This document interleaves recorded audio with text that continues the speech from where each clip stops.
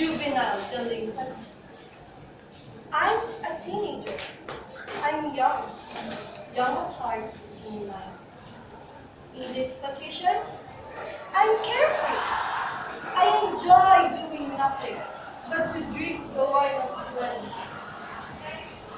I seldom go to school. Nobody cares.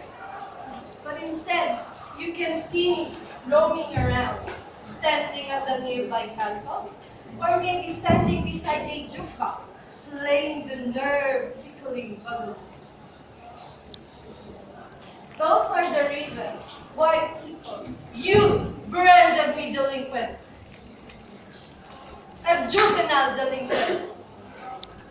My parents ignored me, my teachers sneered at me, and my friends, they neglected me. One night, I asked my mother to teach me how to appreciate the values in life. Would you care what she told me? Stop bothering me! Can't you see? I have to dress up for my mahjong session. Some other time, my child. I turned to my father to console me. What a wonderful thing he told me. Child, here's 500 bucks. Get it and enjoy yourself. Go ask your teachers that question. And in school, I heard nothing but the echoes of the voices of my teachers torturing me with these words. Why waste your time studying when you can even divide 100 by 5? Go home and plan sweet potatoes.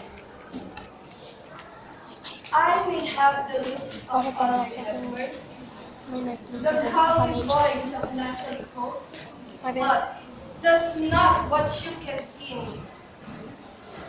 Here's a young girl who needs counsel to enlighten her ways and guidance to strengthen her life into content. Honorable judge, friends, teacher, is this the girl whom you commented a juvenile delinquent?